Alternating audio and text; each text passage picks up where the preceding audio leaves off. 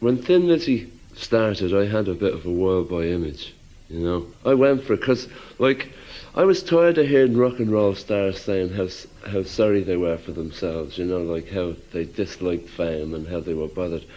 I jumped at it, you know. I was famous. I really went for it, hook, line and sinker.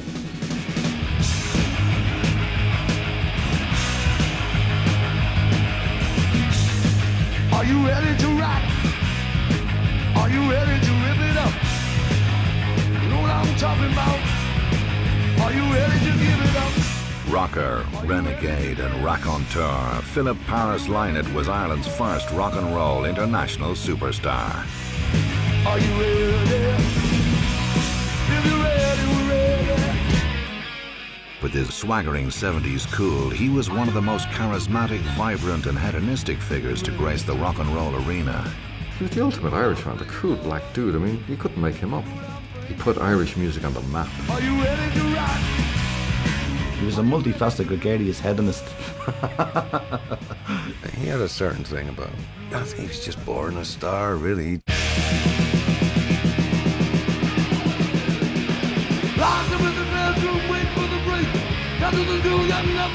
Leader of Thin Lizzy, Phil Lynott was a true rock and roll animal, but he was never the one-dimensional headbanger or one to conform to the Neanderthal heavy metal stereotype. He had a very shy side to him, very romantic and poetic. He had this charm about him, and like I say, you know, you see him on stage and you think this guy's this raucous, wild Irishman, and then when you sit down and talk, well, he's soft-spoken, he's gentle, he's got a great sense of humour, and he's a total opposite. The perception of Phil is that he was a typical rock and roller. He'd probably like everybody to have believed that. His arrogance was a shield for his vulnerability. Beneath that macho rock exterior, there lurked a fragile, complex character, a hopeless romantic dogged by deep insecurities. To talk about Philip's insecurities, you'd need about 5 hours with Dr. Phil in the middle. He was very complex. Philip was a massive contradictions. He could be the sweetest guy in the world, or he could be the biggest asshole. I never actually saw Phil as particularly macho, funny enough. I saw him more as more as a musician and an artist. There was a lot of sides to the man, and there was a very soft side to him as well. And there was also a very dark side. You wouldn't want to piss him off, because I did several times. And obviously I backed off because he'd much too big. He'd have killed me. With a mixture of immense talent and determination, Phil Lynott is responsible for some of the most powerful rock music of the 70s and 80s, including Whiskey in the Jar, The Boys Are Back in Town, and Dancing in the Moonlight. Phil Lynott was born to a single mother in Birmingham in 1949 during a period of extreme racial prejudice. Philomena Lynott had left Ireland to seek work in England, where she met Philip's father, Cecil Paris. One night I went to a dance, and while I was at the dance, this very tall man walked across the room, and he was coloured, and he asked me to dance, and I danced with him. And when I went back to the corner where the ladies were, they all moved away from me because I danced with a black man. And I couldn't understand that because I had no prejudice. When I left the dance hall that night, 2 chaps started calling me a nigger lover. And they were going to attack me when this tall, dark man that I had danced with came over and said, "Take your hands off her." So he defended me. After that, he asked me to go out with him, and I did. The relationship blossomed, but Philomena was shocked to discover she was pregnant. Philip's father being in the Air Force, when they found out that he was going out with a white girl, he was sent off to London. And it was when he was gone that I realised the state I was in. The next thing was, I met another Irish girl, and we both told each other that we'd missed our periods and we didn't know what to do. So we went and we bought 2 bundles of wood and some old newspapers, and we bought a little bottle of gin each. Then we dug a hole with a soup spoon, and we put the paper and the wood in the hole, and we poured the gin into a little billy can, and we warmed it, and we threw some old pennies into it. And we were told if you drank that gin, you would abort it. And I put the hot gin and it went up my nostrils and I started to heave. I never got that gin down me. I ended up in the hospital, and when I got there and the nurses realised I didn't have a ring on my finger, so now I was a tramp, a hussy. The nurses treated me like dirt. I ended up, I had a 9.5-pound baby boy. The moment Philip's head entered the world, they all ran for cameras. They'd never seen that like it, because he was born with a big head of curly hair. The next day, the matron walked in and she said to me, "Your landlady and landlord came up to see you, but we showed her your baby, and they've walked out and they've packed your stuff and they've dumped you here with us. Now we're going to replace you and you're going to be sent to a workhouse." Philomena was sent to the Selly Oak Home for Unmarried Mothers. There was 18 unmarried mothers there, and I was the only one with a black baby, and the girls battered me. And I heard a girl saying, "That is the mother of the nigger." And it was the first time I heard Philip called a nigger. And there was a nun stood there, and I attacked the girl. And as I'm attacking her, the nun attacked me, so I attacked the pair of them, and I got the big stick out of the drum, and I'm swinging it, battering them. I didn't care if I killed them. Anyway, they got the better of me, and they pummeled me, and I was taken into a room, the committee room, and all these nuns were sitting around, and they looked like penguins. And they said, "Now then, we're going to talk about your baby being adopted." I said, "What?" And I ran out of the room. And I ran up the stairs and I grabbed Philip out of the nursery and I ran up to the fire escape. I know they thought then that I was going to commit suicide. That wasn't in my head at all. I just wanted to get away from them. A couple of days later, they came and told me Philip's father was at the door. And I said, "Get me out of here." I said, "They're going to try and take Philip off me." And he said, "I'll get you out of here. Let's go and find digs." But you couldn't find digs with a black baby. Nobody would want you. So we had to go to a place in Manchester at the time that was called Moss Side. Today it is almost impossible to imagine the hardships suffered during the early years of Philip's life. I had no money. I was on the dole. And I used to go to the butcher and I'd say, "Could you give me a bag of bones for my dog?" I had no dog. And I was cooking on a fire, an open fire in the room, and Philip would be there hanging out of me, and then the stew, I'd make the stew with the bones, and that would last 2 days, and that's what we were surviving on. And I asked my mother, would she help me? And my mother took Philip, and it was heartrending to leave him. I would go home to Ireland, and Mammy had still never told the neighbours that he was mine. She told them all. Philip belongs to a friend of Phyllis's. His mother has died, and I'm looking after him for his daddy.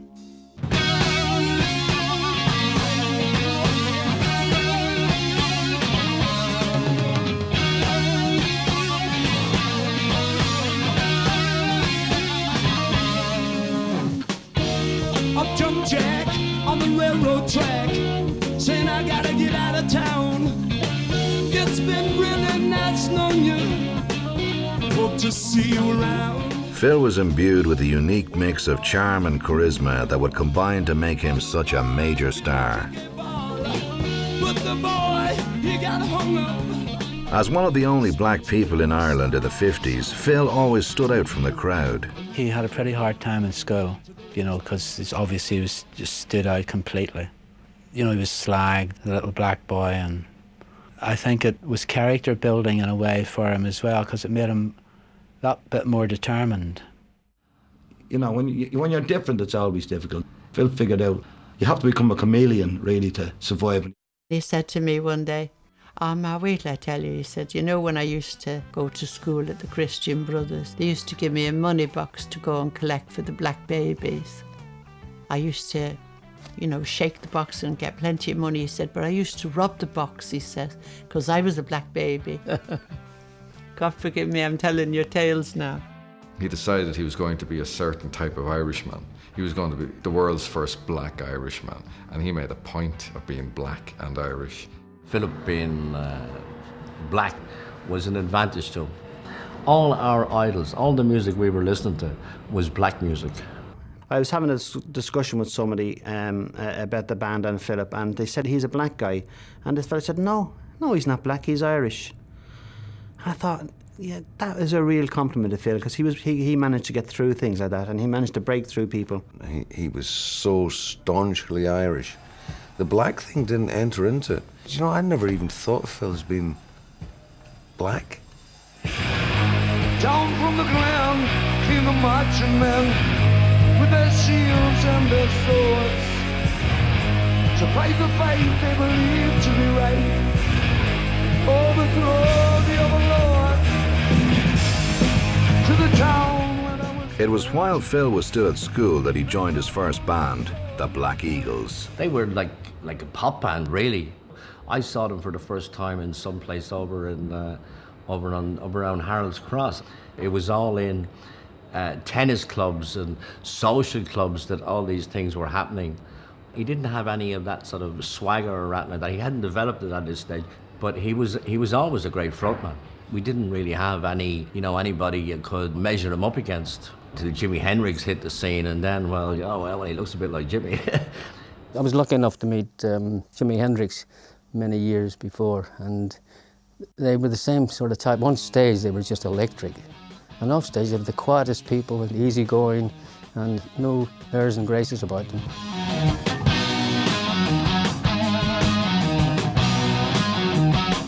Try to make a buck, but you ever made a penny. You need a little love, but you know you won't get any. Phil progressed through the ranks of the Black Eagles, and after a brief stint with band Kama Sutra, was approached by musician Bruce Shields to join Skid Row, a band that quickly achieved critical acclaim. The quality I was looking for was somebody who looked like Jimi Hendrix, and so there was only 2 coloured guys in Ireland at the time.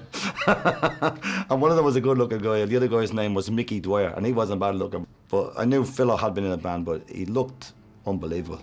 You know, charisma wasn't a word we used then, he just had presence. As he got more confident, it became more apparent that he had it all the time. And I knew he only had to get in front of the band, and everything would work. Phil was the perfect frontman, but Brush felt his vocals needed work and developed an unusual method to improve his vocal technique. Well, I'd read somewhere that Frank Sinatra had stuck his head in a bucket of water every so often. Frank Sinatra, and not Phil, to stay down there as long as you can, and that helps your breathing. And so I tried that with Philo. I stuck his head in a bucket of water. Whether it worked or not, I don't know, but it's a good idea. If you can imagine, we were 4 guys. There was Gary, Noel, myself and Philo, and every night we're out together. We're having a great time. We're getting ready to take off. This is it. We're on our way. I'd seen a film years ago called The Defiant Ones, where Tony Curtis and Sidney Poitier. There was a black guy and a white guy, and they escaped from prison with handcuffs on. I said, this is the way to do it. So he said, we'd come out on stage, but before we went on, we'd ripped the shirt a little bit at the back and kind of stuck it back together a bit. So we'd go out, and then there'd be a bit of tension between me and him. Then we'd pull apart, and I'd get behind him.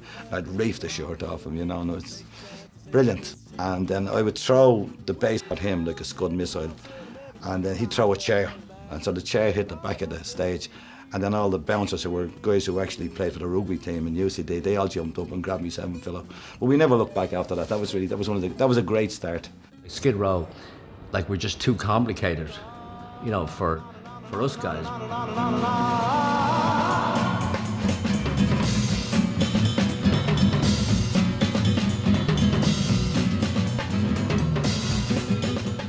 We weren't ready for all that sort of time changes. You had Gary, on guitar, and Noel Bridgman, the most subtle drummer in Ireland, and the Brush on the bass, and Philip out front. They were huge.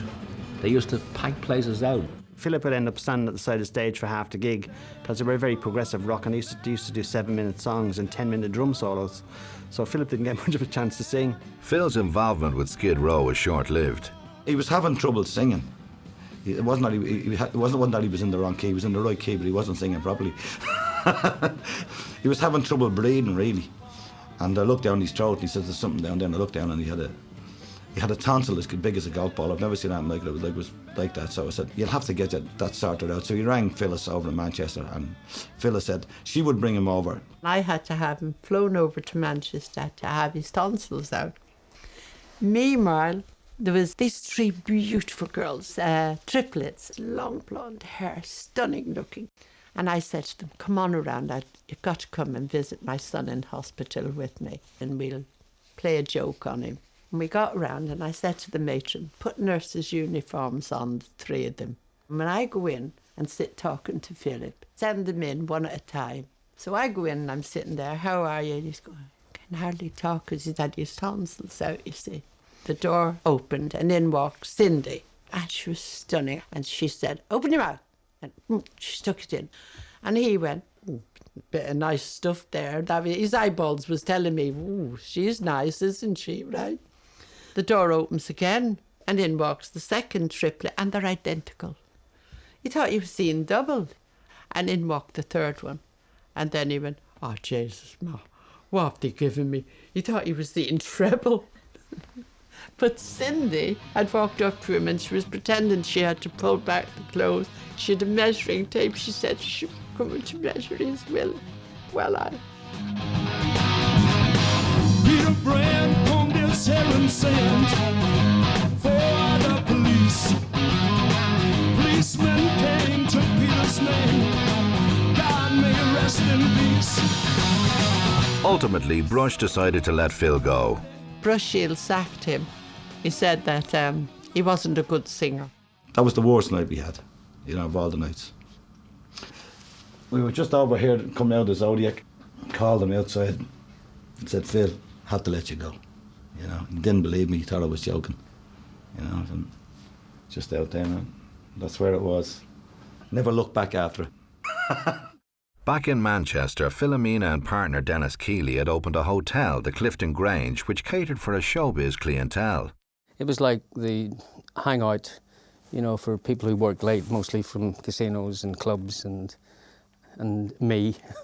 And it was the old-fashioned shebeen.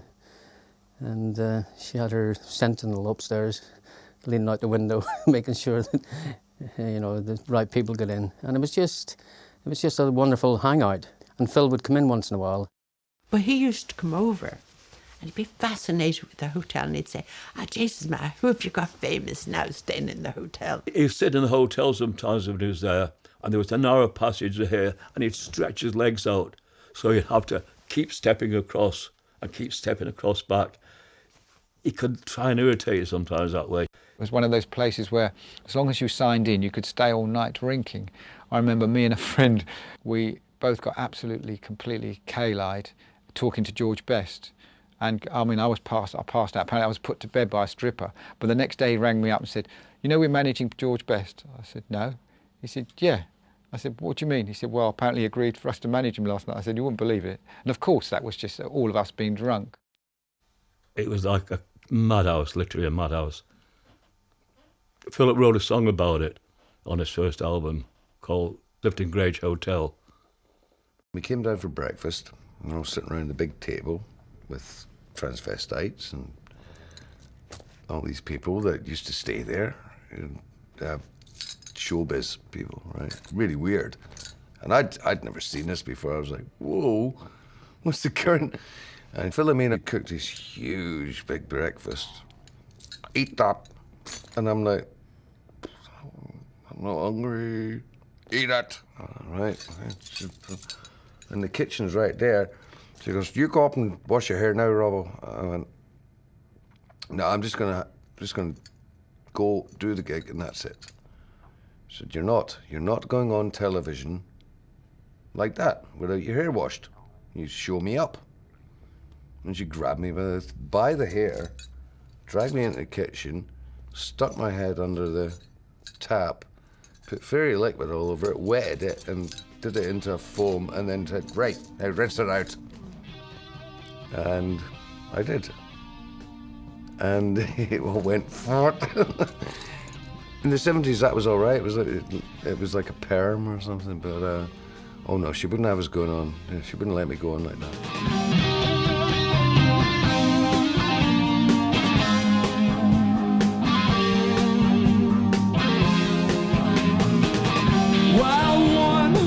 Won't you please come home? You've been away too long. We need you home. We need you near.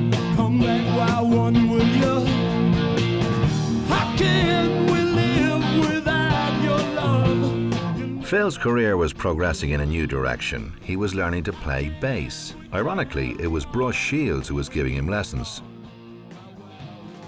When I was teaching him how to play the bass, I thought, this is grand now. At least he'd be out there doing something and enjoying himself and having a bit of crack. He won't feel too bad. Never occurred to me that he'd be going past me at some stage. So he came over every day from his house on the 22 bus. Came straight to my house. He got off, he walked across.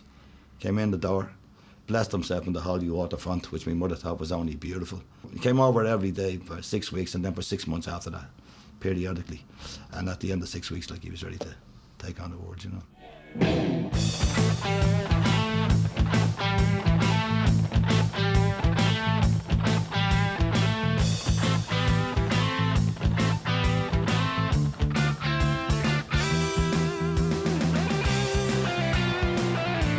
Now Phil formed his own band. He called it Orphanage. The Orphanage was a bit like, it was like a band of gypsies, because, you know, there was all these moving members. So tonight the band could be 4 people, the next night it could be 5 people. It could start as a 5-piece, it could end as a 7-piece or a 9-piece. It was an experimental thing until Eric put the screws on them. I went down to the Bailey bar one night and met this other guy called Eric Rickson, who was the original keyboard player with them. So we ended up going to this club, and then he said, did you ever try LSD? And I said, no. And he said, do you want to try some? And I said, yeah. So he gave me a little thing. Around that time, the band came on. It turned out it was Orphanage, and it was Phil Lynott. He was singing, lead singer, but he didn't play any instrument. And he looked really cool guy, and amazing shapes, and great singer, and so on. At this point, the acid started kicking in, you know.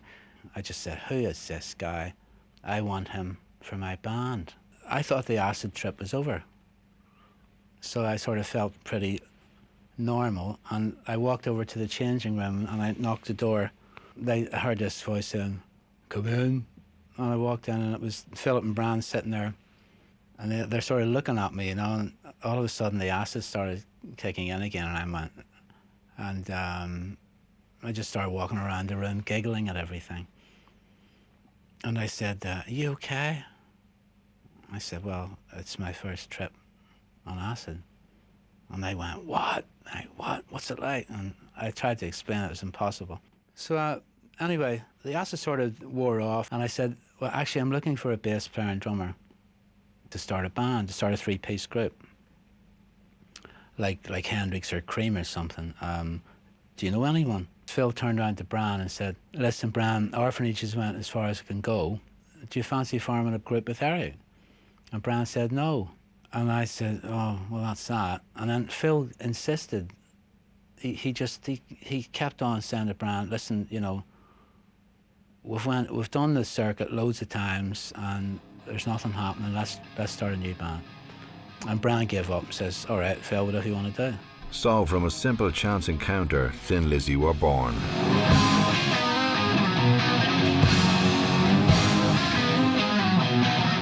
It was 1970. The Thin Lizzy lineup was Phil on bass and vocals, Brian Downey on drums, and Eric Bell on lead guitar. Philip just summed it up. He said, I want to be rich and famous. It was in this bar. This was called the Zodiac Bar. It was down here that he really felt he had the unit that could go the distance. I keep thinking the Thin Lizzy was meant to be because of all the things that happened. I mean, why was I in that club that night, and why was Orphanage playing? There was one point when Thin Lizzy had just started. We'd been together about 6 weeks. Philip said, listen, Eric, if we're getting an electric group together, I think we should live together, like a commune. So I said, yeah, it sounds a good idea.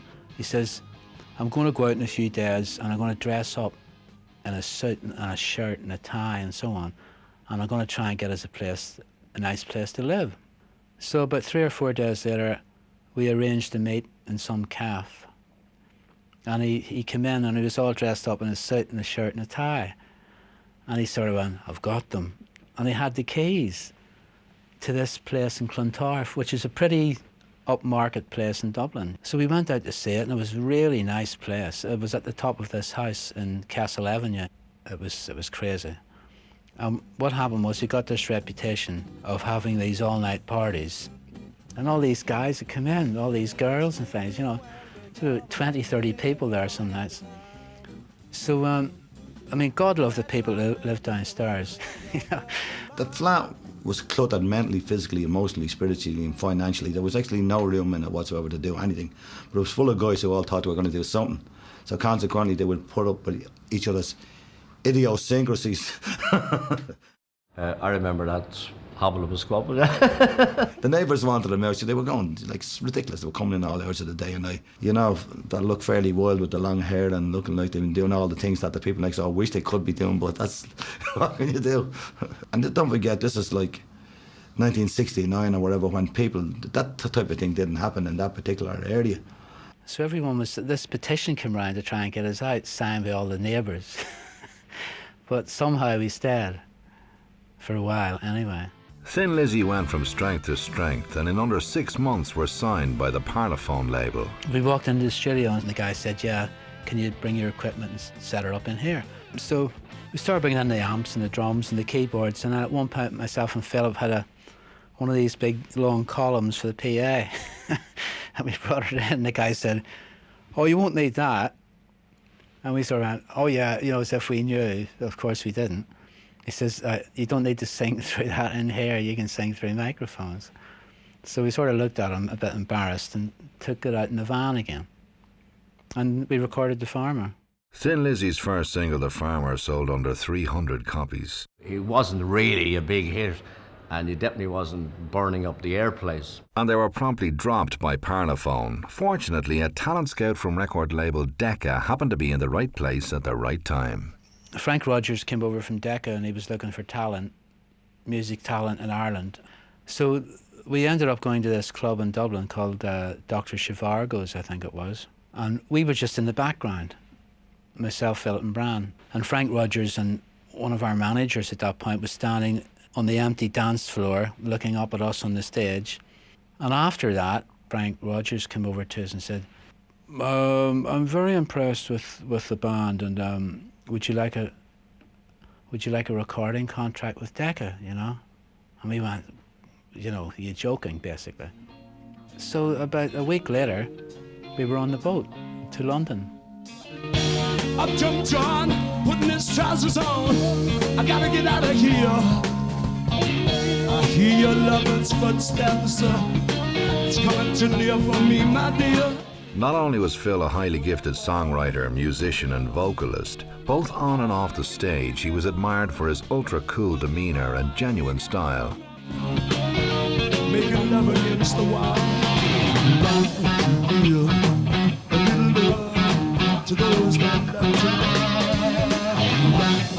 I thought I was a cool dresser, but I mean, he was so much cooler always, so I'd nick some of his clothes or he'd give me some of his clothes to wear, you know what I mean? What I loved was walking into a room with him, because, I mean, he walked into the room, the whole place came alive. It wasn't because I walked into the room. You only had to look at him, really, and you could see he's a rock star. My dress sense was dreadful. Most people's was in the 70s, but he had a certain thing about him. Image was a big thing with Phil. Big thing. And that carried on into the music as well. He always had a nice way of being able to get clothes off the girls. One way or the other. Oh, that's very nice. Oh, I like that stuff. And so he was able to, you know, he got a fair few things like that he would wear. No problem. You know, he'd just adapt them. And Phil was well into clothes. He loved clothes. And he'd be going, oh, look at that, man. Look at the trousers your man is on, you know, look at those boots, look at that jacket. And we'd end up going around all these shops and Dandelion Market and all with Philip, who'd buy like tons of second-hand clothes. You had that thing, you know, when you can't teach it to somebody, you either have it or you don't have it. And he had it.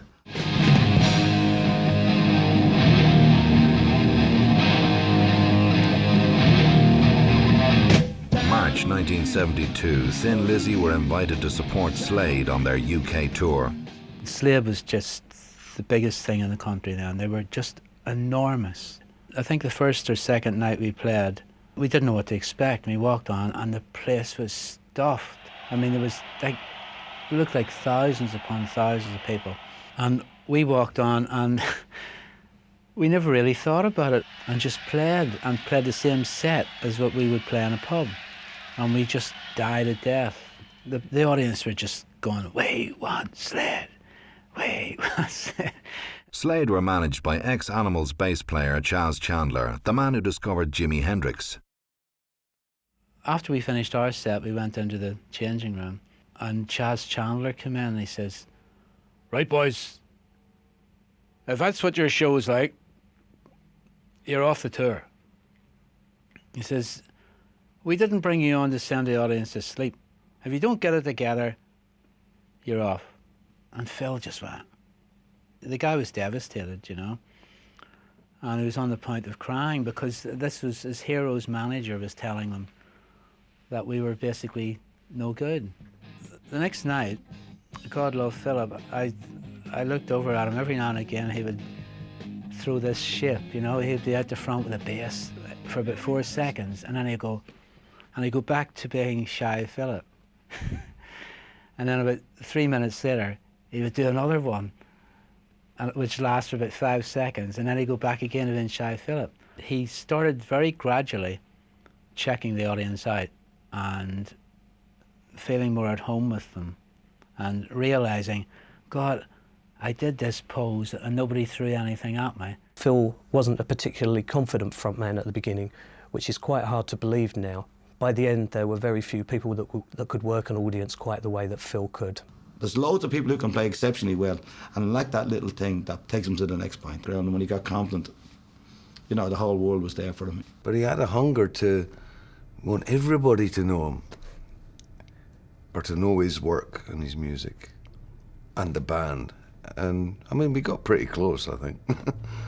He used to come up stage and say to me, "How do you think it looked? You know, what do you think of the shapes?" You go, "Brilliant." I mean, he just knew how to do that. For a bass player to sing and to throw shapes like that, everyone has copied him since. Everyone. Thin Lizzy's first hit single came about through a mixture of luck and perversity. The original A-side, Black Boys on the Corner, was penned by Phil and he felt it was hit material. For the B-side, they recorded a rock version of the old Gaelic folk song Whiskey in the Jar. Phil took the unprecedented step of recording this track with no bass line. I was very young. You know, I was a very young producer, I was green, and we just weren't getting the vibe. So Phil turned around and said, "Look, let's just do it live like we do on stage." And Eric said, "Well, why not? You know, it won't do any harm." And they did it in one take. And that's actually the take that went out, and it's just magic. Against Phil's wishes, Decca flipped the sides and the single Whiskey in the Jar shot to number 6 in the UK charts. Yes, I was going over the Cork and Kerry mountains. I saw Captain Pharaoh and his money he was counting. I first produced my pistol, then produced my radio. I said, stand or deliver, all the devil, he may take you. What's the rain gonna do, gonna die? Wait for my daddy, oh, wait for my daddy, oh, there's whiskey in the jar. The first time the hair stood out on the back of my neck was when I saw Thin Lizzy on Top of the Pops with Whiskey in a Jar. When Whiskey in a Jar became a hit, Philip completely realised, my God, I've went from the back streets of Dublin to be on Top of the Pops, you know, waving out at all the guys in Dublin that used to think I was a nut or a total time waster or a dreamer. I've actually made it come true. Whiskey in the Jar, I mean, every time it comes on, you just can't help singing along. Till this day, Whiskey in the Jar could be one of the 2 biggest songs in Ireland, and the other is the national anthem. I mean, it is one of the finest rock tracks of that period. I know he rocked up a beautiful old Irish ballad, but funnily enough, I don't know how to put it, he loved his other stuff better.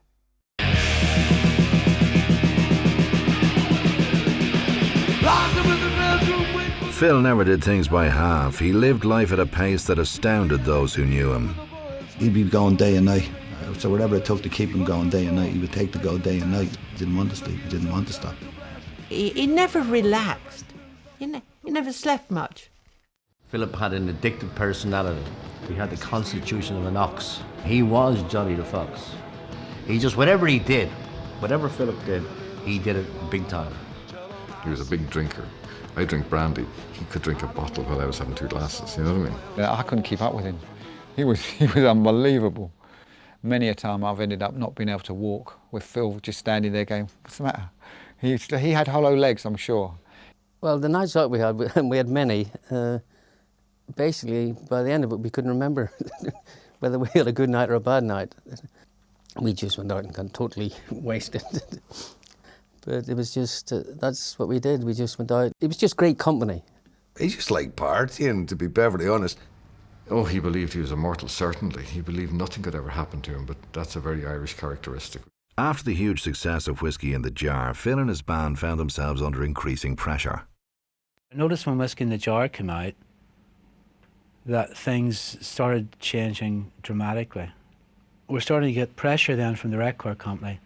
You know, we want another hit, lads, or you're going to be a one-hit wonder. And I was told one night, after we come off the stage, I was told, Eric, the guitar solos are too long. You're boring the audience to death.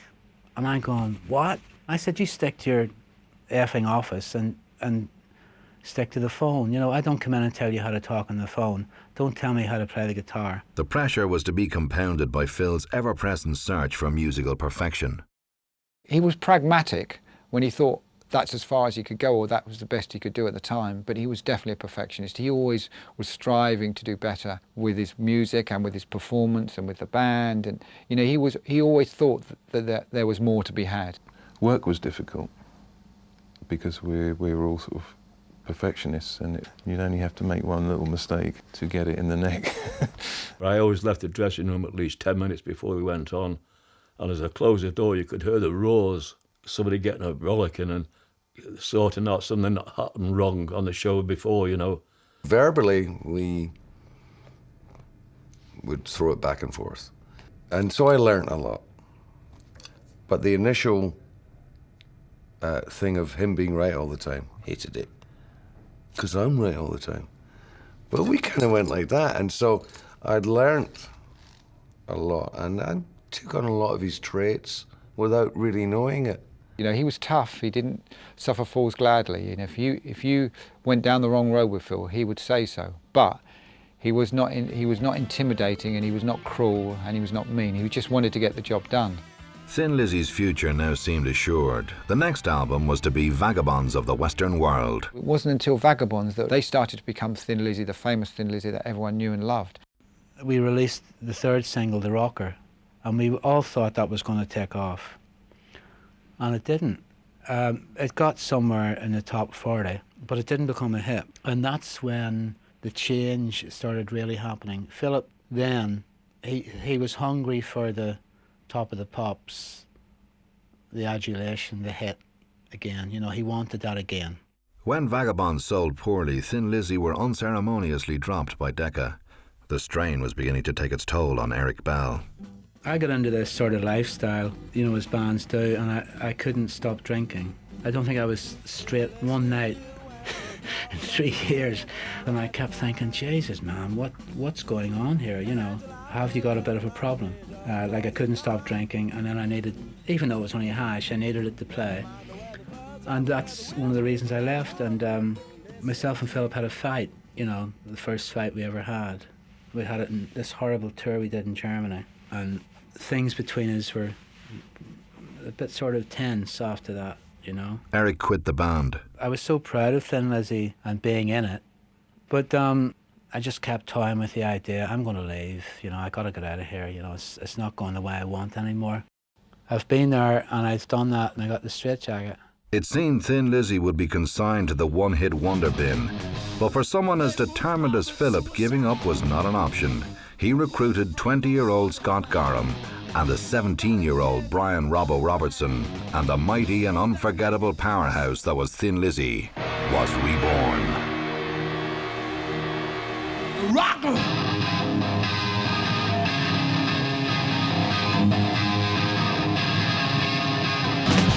I'm a rocker. Down at the juke joint, me and the boss are stomping, dipping and bobbing and telling a dirty joke. In walked this chick, I knew she was up to something, and I kissed her right there out of the blue. I said, hey baby, meet me, I'm a tough guy. I got the gig simply because my best friend at the time I went to school with, Big Charlie, who was a Thin Lizzy roadie. I was a terrible little toe rag, I really was. 17 and Glaswegian and a bit, you know. Plus the fact I knew all the material, so... Phil wanted to go out as a three-piece, same as he did with Eric. I can't quite remember whether I said no or Brian Downey said no, or it might be me and Brian ganging up. But we wanted a rhythm player in. And then we started looking and we found Scott. So that's how it kind of went. But the very first gig we did, together as a band, and we started playing, and me and Phil were jumping around like idiots. And Scott was just standing by his amplifier going, what the hell are they doing? Because we were like throwing shapes all over the place, and Scott was like, I can't believe this. He was like completely mortified. She's quite the mediator, smoother operator you will ever see. See you later, no one dare disobey her openly. She knows building, I know you there, do you see? She got the power, I got the power, Rosalie. Rosalie, Rosalie, yeah. Rosalie, Rosalie, yeah. Most people regard the Scott Gorham, Brian Robertson lineup as the classic lineup of Thin Lizzy. It wasn't until they joined on guitar that they really upped the tempo and made the music a lot heavier. The boys were good, you know. It would be nice to see a rock and roll band that can live up to Thin Lizzy. Phil basically was what made Thin Lizzy special.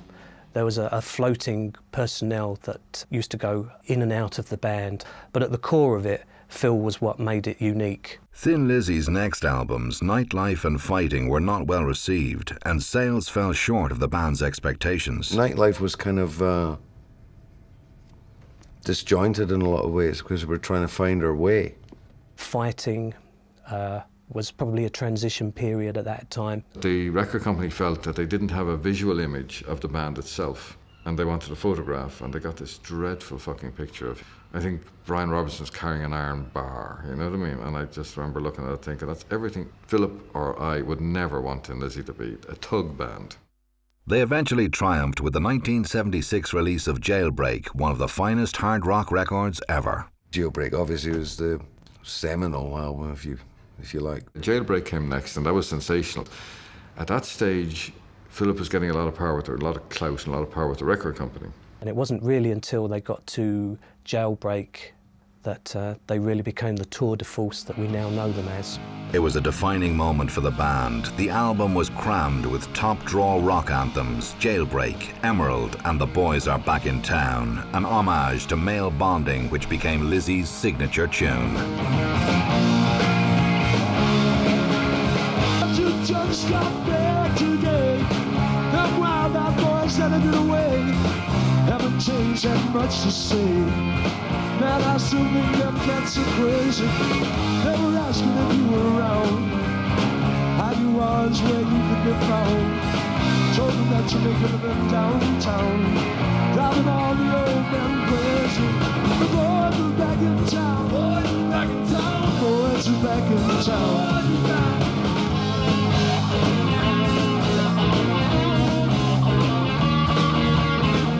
I like The Boys Are Back in Town for a lot of reasons, because I make a living out of it some nights, you know.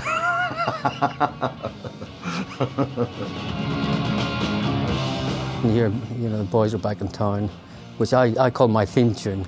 Over the years when I've been ill or gone through a bad time, I said to my girlfriend recently when someone broke my jaw recently in a fight, and when it started getting better, I just said to her, The Boys Are Back in Town.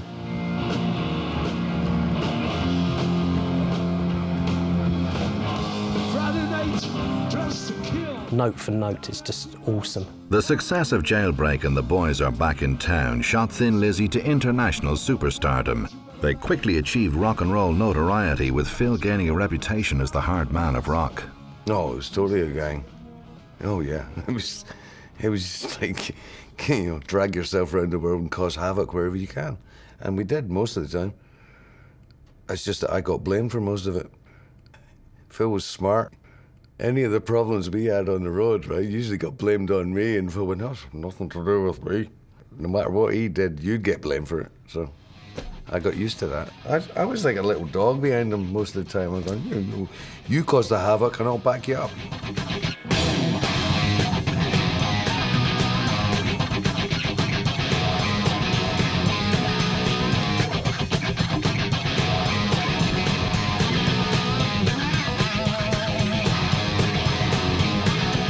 Behind Phil's macho posturing, there lay a deeply sensitive, even spiritual person, absorbed by Celtic mythology and Irish history. It was a very spiritual side to Philip that I don't think most people could even comprehend.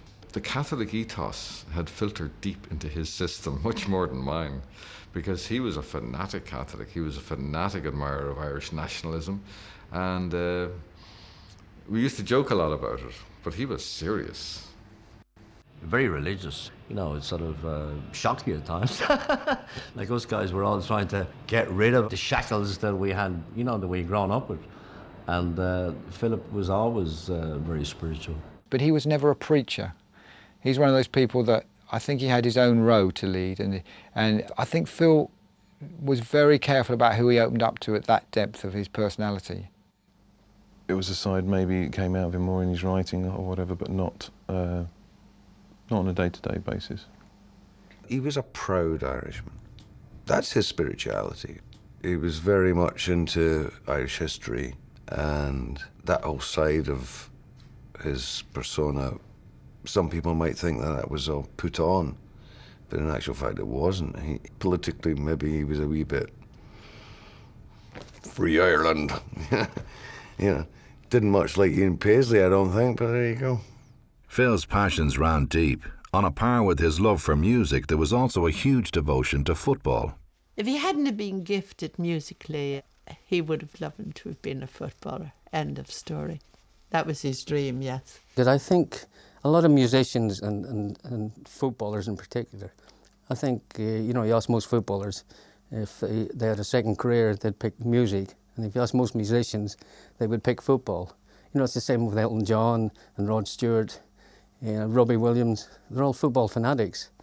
And we were the same. You know, footballers wanted to be rock musicians if they had a second choice. Football played a huge part in Philip's life. He was a massive Man United fan. Obviously, George Best was his hero, because I think in Black Rose, he says something like, "Georgie, you're the best." He never actually ever said to me, you know, you're one of my heroes. And I never actually said to him. I think we both knew that we had this mutual admiration for each other, which is why we didn't have to say anything. And I think you find that with certain people, you don't have to say it. During interviews and that, he'd break an interview to go and check to see how Man United were doing if it was a Saturday and there was a match on. And every 5 minutes he kept saying, "Oh, that guy scored a goal, look at this." And his attention was taken away completely from the interview. And he wouldn't miss a match. I mean, he nearly put the gig back until the match was over. And he even went as far, when he did get some money, to buy some shares in Manchester United.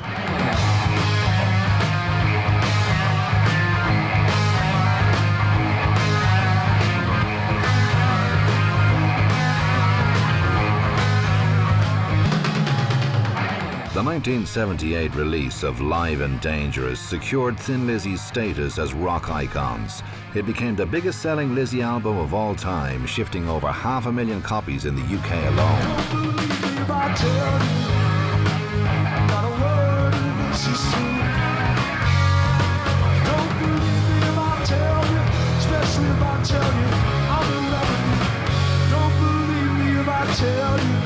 Live and Dangerous, of course, is still regarded as the definitive double live record. It's hard to disagree with that.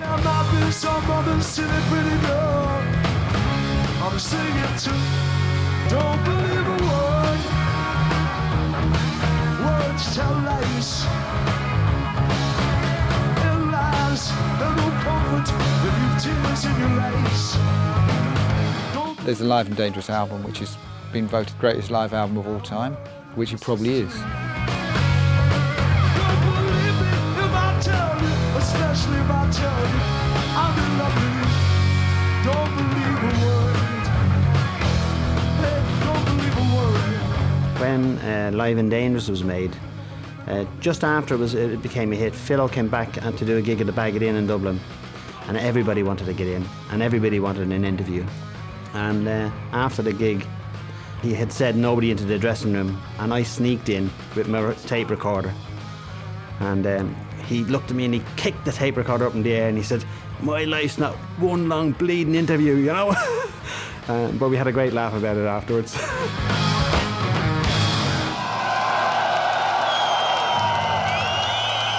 After Live and Dangerous and all that, right, I really felt that he wanted to broaden out. He wanted to get in some brass players and all. But there was always this thing about the management and money and a tour of America or a tour of Japan. They wanted them to get out there and play that Live and Dangerous 7 until they died. When a band goes out to LA or America, period, okay, you've toured Britain, you've toured Ireland, you've toured Europe, but the big one is America. And it's not just for the money. It's a whole culture thing, isn't it? Rock and roll America. And yeah, he wanted to be there, do that. But I still think that he thought he could influence them. He wasn't going out there for them to influence him. He wanted them. And I was right behind him. I went, yeah. During 1978, Phil also began a brief musical flirtation with punk. He always had his finger on the pulse. He was smart enough to hook up with the Sex Pistols, do the Greedy Bastards stuff, which was amazing. I loved it. The Greedies were a project that basically came together after Phil had been guesting on a solo record by Johnny Thunders, formerly of the New York Dolls. Steve Jones and Paul Cook were both on that record, and they decided it would be just fun to do some recreational activities. And they put together the band, threw together the band might be a better term, played a couple of shows, made a Christmas single, made a wodge of cash, and the Greedies were born. The Greedy Bastards were just a blast.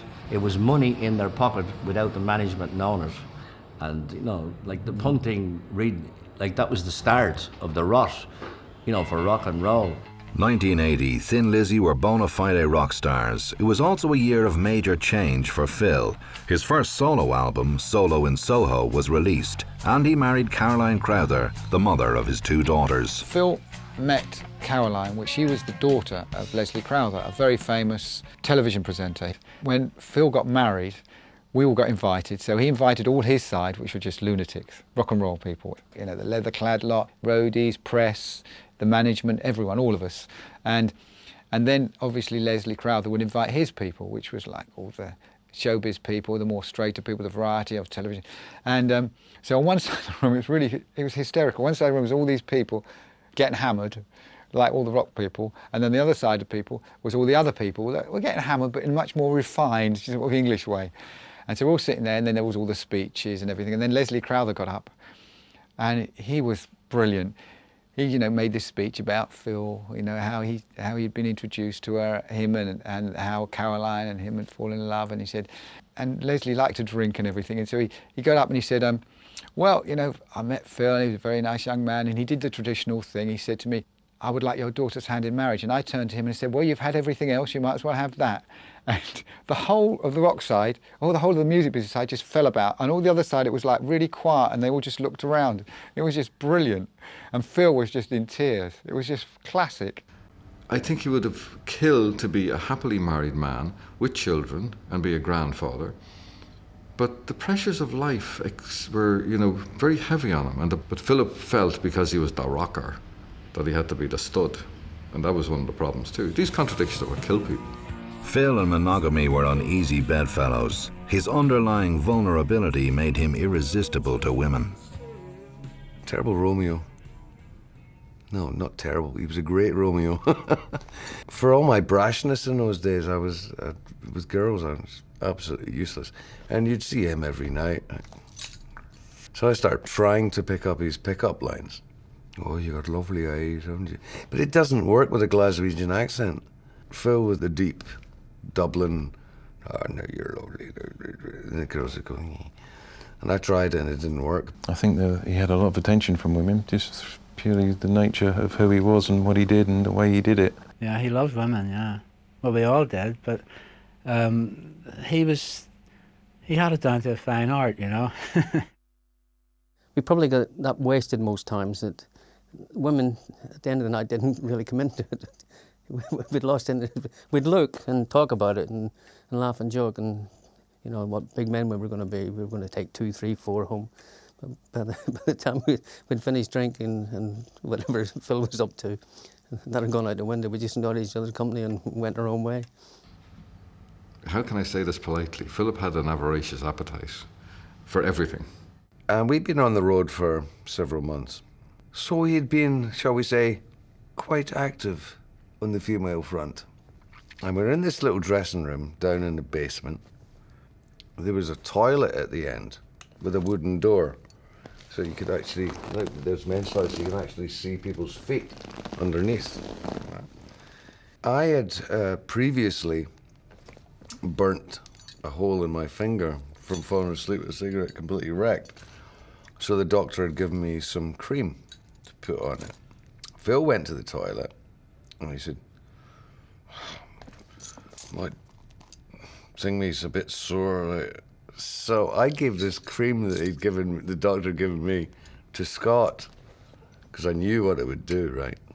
Because I had already put it on. I know what's going to happen, right?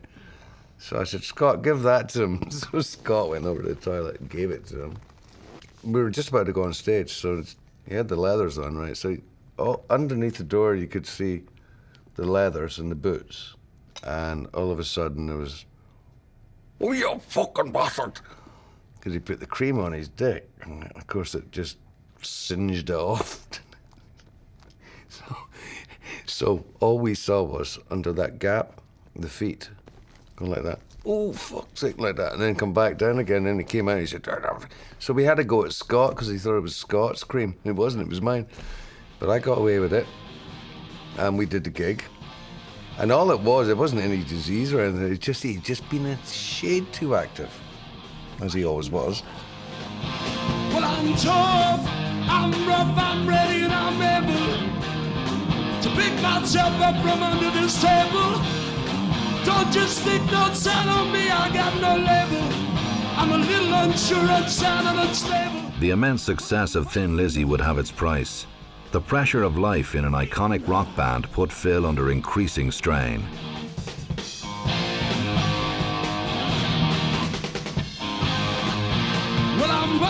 For Philip, fame is a deadly poison chalice. It couldn't have been any more poisoned.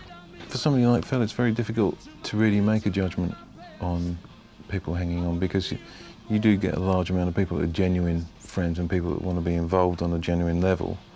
And because of his nature, and he was a gent, and he did like to party like we, and socialise like we all do. And I think people took advantage of that at certain times. You could play to 70,000 people and it might have no effect on you. Like, you're out there and you're doing it. But once you got to wherever you're going, you find that there's actually nothing there. So the more famous you get, the further you get away from whatever you thought it was going to be. The world created out of Philip and Thin Lizzy a wham bam thank you ma'am type of superstar. And Philip was never comfortable with that. But on the other hand, he had to live up to the image, and in a way that's what destroyed him. Living and dying in Chinatown. Living and dying down in old Chinatown. In Chinatown. By 1982, Thin Lizzy's popularity had peaked and record sales had begun to falter. Ultimately trapped by his own hard man image, Phil stumbled towards escalating drug use. Stand a chance if you go down to Chinatown. Laughing and crying, you know that it's a fact. They're not laughing, they are crying, 'cause they won't go back. Oh no, you don't come back. Not from Chinatown. The life you live in that business is full of an awful lot of very evil people who congregate around people like Philip, especially when they weaken. and Philip weakened. By now, the drug of choice was heroin. No one realises how dangerous the big one is, and what happens is you're in it and suddenly you realise you can't get out of it. And the people all around him, the whole thing around him, his entourage, didn't help. I was aware there was drugs, but I used to say to Philip, never ever go on heavy drugs. And he'd say, Jesus, ma, everybody, we've all tried everything, and brush it aside. I confronted him seriously about cleaning up when I heard he was on heroin, because I was genuinely shocked. He claimed to me he was smoking it, so I thought, well, that's easier to fix than injecting it. I didn't know he was injecting it, nobody did. But he would have needed more than my help to clean up. Because if you stand there in front of someone and say, look, in the end I'm going to take this, and it's going to fuck me up. Do you think anyone's going to do that? Nope. Adding to Phil's problems, Thin Lizzy were on the verge of bankruptcy. To raise cash, the Thunder and Lightning album and farewell tour were planned, which ironically created a fresh surge of interest in the band.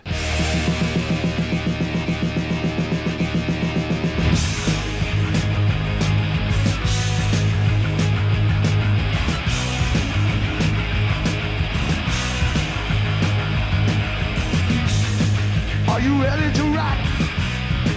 Are you ready to rip it up? You know what I'm talking about? Are you ready to give it up? The final lineup of Thin Lizzy, the one with John Sykes on guitar and Darren Warden on keyboards, was magnificent. They had a real power, a real aggression. You really would never have guessed that it was going to be the last series of shows that they played. Are you ready to beat it up? You ready to take it? You know what I'm thinking of? You know what I'm thinking? Are you ready to rock? Despite the revival in Lizzy's fortune, the band finally fell apart. The reason that Thin Lizzy broke up depends on who you believe. Some say Tony Brainsby, their publicist at the time, dreamt it up as an idea to sell tickets, and the band went along with it grudgingly. I think by that time there were certain people in the band felt that they had reached the end, it was running a little dry, but you'd never have thought that if you'd seen the shows on that tour. And that period of music had really come to an end. He was truly heartbroken when Thin Lizzy split up, and he felt it was premature. He was devastated by the loss, and that's the right word for it, of Thin Lizzy, because they were like his family. In the old days, I could sing the blues. I had nothing to live for. Phil's troubles increased during 1983 with the disintegration of his marriage. They were going through a rough time, and who's to blame anybody in that situation? They were two kids facing an enormous series of problems, a lot of it drink and drug related from Philip's point of view. It's no secret that Phil and Caroline were having a tough time, the rock and roll lifestyle and everything else like that. He must have felt bad if he was talking to me about it. You know what I mean? That's all I'm saying. In the end, he was just crushed. Oh, mama, your boy has lost control. The party's over now. Everybody's going home. The band is packing up. I'm on my own. During this harrowing period for Phil, it was the uniquely strong relationship with his mother that held them together. Phyllis was very private. No one knew too much about her. She probably told me more than she did anyone else. She was a very private person. And I think you could see the respect they had for each other. She was a very proud mother, quite rightly so. And he loved her to death. I mean, you could see when they got together, it was a special bond. She was a big influence in Philip, she really was. She was really interested in him and how he was doing and what he was making of his life, Everywhere he went on tour, she came. He'd sit her in a special place in the auditorium, and he'd shine the guitar up in her face. And that was the connection. He made a connection. This is for you, mother. He loved and doted on his mother, and vice versa, I think. Phil and I would go out in Dublin and stuff, and we'd come back, and she really was the, it was the mother and son thing, and I'd be standing to one side like it was, your best mate being told off. you got out of hand or did anything, Phyllis was there, and by God, you wouldn't do it again. So there's a big family thing going on, and anything to do with the band, she was so precious with, and she would look after every single member. It was her family, still is. I remember once when he was a little boy, he said, when I grow up, I'll buy you lots of perfume and I'll buy you a big, big house. And he bought me this house for my 50th birthday. Was a rainy night, the night the king went down. Everybody was crying, it seemed like sadness had surrounded the... Like many icons of the 1970s, Phil Lynott struggled to come to terms with the decade that followed. His first attempt at reinvention was to form the rock powerhouse he christened Grand Slam. I think Lizzy had been a long trip, you know, it'd been a long road trip for him. You know, he was a creative guy, and, you know, we all want to write and be creative, and sometimes you need a slightly different plane to go on, and I think Grand Slam was his way of doing that. You could always hear the king call. You could always hear the king call. When it came to putting Grand Slam together, I think Phil chose really wisely. On keyboards, he took Mark Stanway, excellent player, a lot of experience, really good songwriter. On guitar, he took Lawrence Archer, really, really underrated guitarist. And he completed the band with pretty much two unknowns.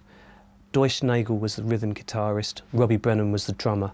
You know, we really just fell into it straight away. It was like a dream come true for me, plus Phil was a hero. I thought they had incredible songs.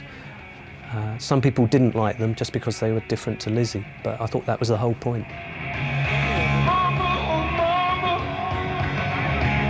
Grand Slam rapidly built up a large and loyal following. The response was just absolutely mad. It was crazy. Something that I hadn't really seen in my career before. There was some great stuff on the Grand Slam period. It was all just too rushed. I said, baby. They wouldn't be as greedy as the greedy bastards. But you know, I seen Grand Slam and with Robbie Brennan and Deutsch and the boys and doing their best, but big trouble because you have Thin Lizzy and you have Grand Slam, there's no comparison. And they'd formed Grand Slam, which is okay, but it wasn't Lizzy. Despite Grand Slam's large fan base, they failed to sign a record deal. There was a few bad moments in the press which basically put a bit of a stigma on Phil's entourage, which stopped us getting a major deal. I think Phil was just as confused as everybody else, the fact that Grand Slam didn't get a record deal. Why they didn't get signed, I suppose you'd have to ask the nation's A&R men. They had the songs, they had the repertoire, they had the confidence, but I think his reputation as a hellraiser and perhaps just as a general loose cannon had a lot to do with that.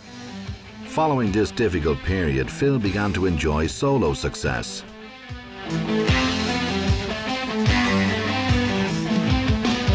In the end, Phil did get a deal with the songs that we originally wrote for Grand Slam.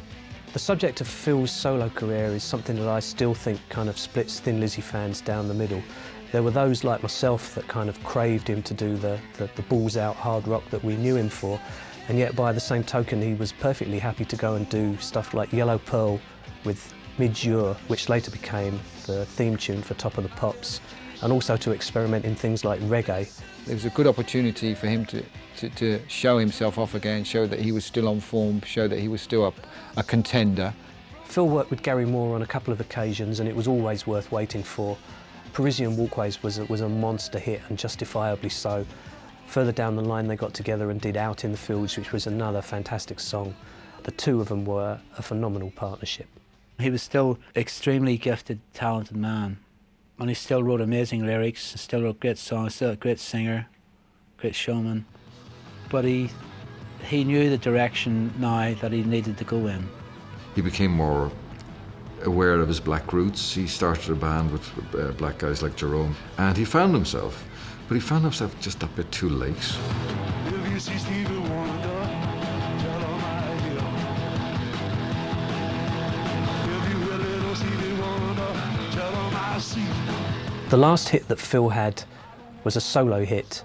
It was a great song actually called 19, which dated back to the days of Grand Slam. But the interesting thing about it was actually produced by Paul Hardcastle, who had a hit single of his own called 19.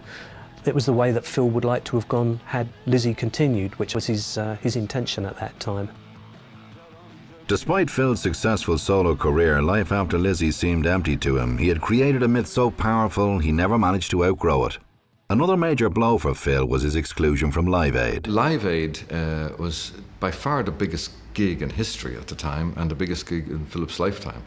And he was profoundly depressed and shocked that he wasn't invited to perform. And that precipitated his end in many ways. Thin Lizzy were probably the archetypal rock and roll band in England. It would have dented his ego, and he would have felt he's now not in contention like a heavyweight boxer. He wasn't world champion still, and I think he would have been hurt. Do you know what I mean? More than angry, he'd have been really disappointed. You know, Philip was a problem at that point in his own life, but Lizzy should have been at that. Phil's escalating use of heroin was beginning to take its toll, despite the efforts of those closest to him. He was on a big, massive downward spiral that included everything from amphetamines to booze to heroin to cocaine, you name it, he took it. And he felt he had the physique to withstand it, which he did. He was a very strong physique, he was a powerful man.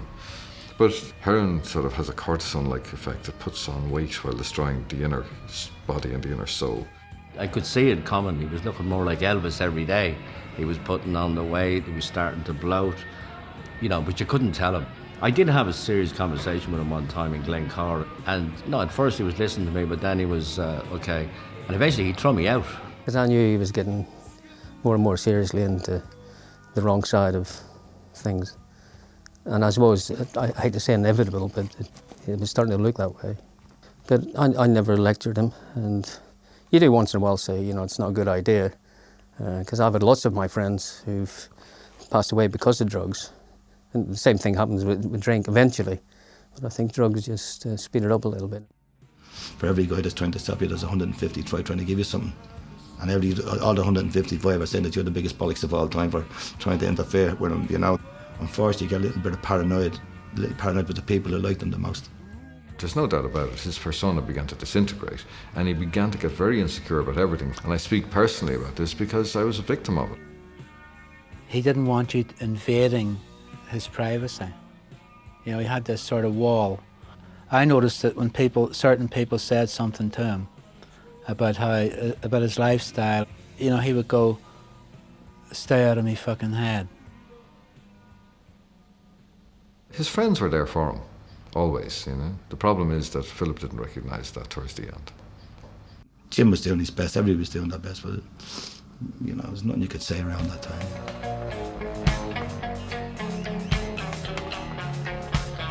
He would always do what it took to sort you out.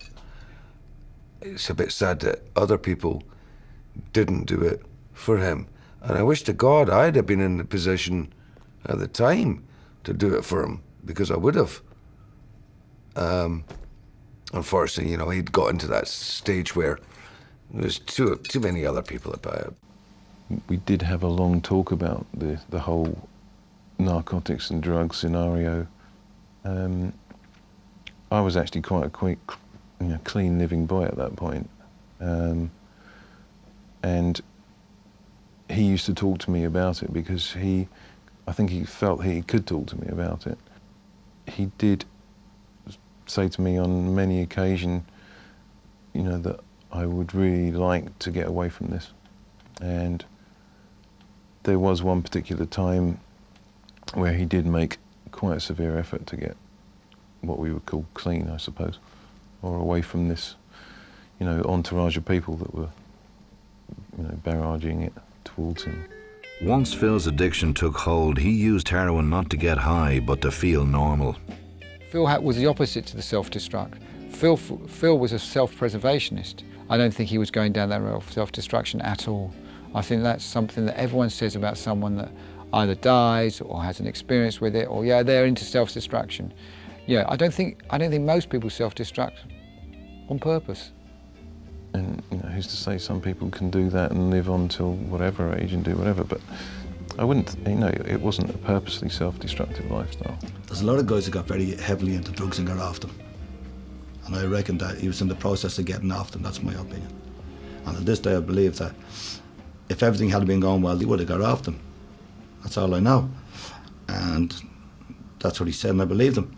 It was Christmas time, and I arrived at the house, and he was spending a lot of time in bed, but the Christmas tree was up, the stockings were hanging on the mantelpiece, the Christmas tree was packed with all the prezzies, named, labelled, you name it, and I noticed that there was a drip coming down from the ceiling in the hallway, and I ran up the stairs, and my Philip was lying in a bath, full of water, in full blue jeans, and the water was flowing over. He was like floating. I said, "Mercy, what is going on?" I pulled the plug out. He said, "Ma'am, I'm freezing." I don't know how I did it. He was 6 foot odd, and the weight of his jeans, and I got him out of that bath, and I got him to the bed. He leaned on me. I got him to the bed, and I started to take his clothes off, but he didn't want me to touch his trousers. I said, "I brought you into the world, I'm taking those trousers off." And I got him and I wrapped him in everything. And I warmed him as best I could, and that was that. We got him to the hospital, and the next time I saw him, he was in a bed. And he was there, and he was propped up, and he was able to speak. And I sat at the foot of the bed, and I said, "Give us a smile," and he went, I thought, that's fine. I didn't know Philip was going to die, but he did ask for a priest before he died, and somebody told me, "The priest is coming to see Philip." I said, no, don't bring a priest in to see Philip. I said, if he sees his colour, I said, he'll get a fright.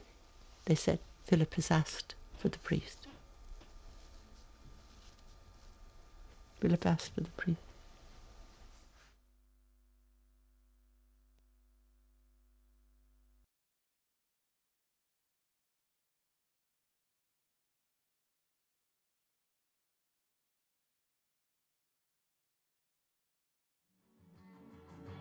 The phone rang while I was cooking, and I answered it, and it was Charlie. And he said, "He's gone." That's the last thing I remember. I hit the deck and woke up in a cab on the way to the hospital. Something around my head. I just got a phone call. Sorry. Probably cried for about 2 days. I did, I was devastated. We were all hurt, all very hurt, We got a little, as the guy says, we lost the plot for a while, and you'd be you wouldn't know whether you were feeling sorry for Phil or feeling sorry for yourself. I was in deep shock, really, for quite some time. I felt like a big part of my life had gone.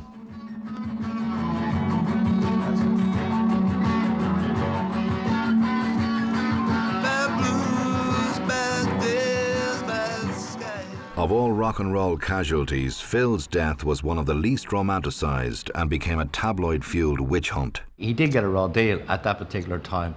I was pleading with journalists in this town, please do me a favour, write an opening paragraph without mentioning illegitimate and drug abuse.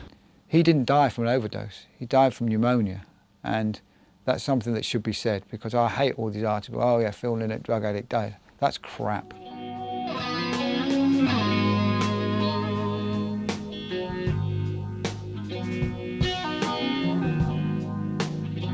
I think I'm gonna fall to pieces if I don't find something else to do. To those who knew him, Philip Lynott will always be remembered for his warmth, wit and legendary charm. And 20 years after his death, it's his music rather than the myth which perpetuates. He was just a beautiful guy, and you know, the legacy is the music, right? Because we wouldn't all be here today. No, if the music was a pile of shit, we wouldn't be listening to it. If you have a dream or a vision to achieve something in your life, that it's possible to do it. I think that's the legacy that Philip and Thin Lizzy have for me, is that you can do what you want to do. It's possible. You know that they say time has a way of feeling. It can dry all the tears from your eyes. He's left us with a legacy of great music. It's left me with a brilliant memory of a great bloke. And you know, when you think that you'll never hear any new Phil Lynott songs, it's really depressing, really. Greatness, respect, and the fact that his music will never die. And that's, I think in a way I see the comparisons, because I hope at the end of the day people will forget his bad side, if it was bad. You know, I'm talking about the drugs. And people forget my bad side because I did, in my own business, something I think better than most people. And I think he did the same. So I would hope we both left the same legacy. And he certainly has with me. He was extraordinary. There's nobody like him since. I wish he was there. Yeah, he had really long legacies, longer than mine. Above all else, Phil Lynott was a Dubliner through and through. To celebrate his life, a statue was erected in the heart of that city in 2005. Ironically, on the exact spot where Bruce Shields sacked him all those years before. You'd love it. You'd be selling tickets, I think. I don't know whether they'd be selling tickets, but I'm sure he'd love it, really, deep down. How would somebody feel if somebody erected a statue? They're not going to erect a statue of Robbo in Glasgow, let me tell you. I don't think he would have wanted it. But then, he ain't here. He's gone. It's there for other people to enjoy. I personally think it's a good thing. He'd be very touched and very pleased, and I think it's fitting that someone that's given such a lot to the Irish music scene deserves something like that. I've seen statues for a lot bloody less. I think he'll be up there smiling, yeah. I think he'd probably be having a wry smile to himself. And probably saying to himself, Robbo, your hair's crap.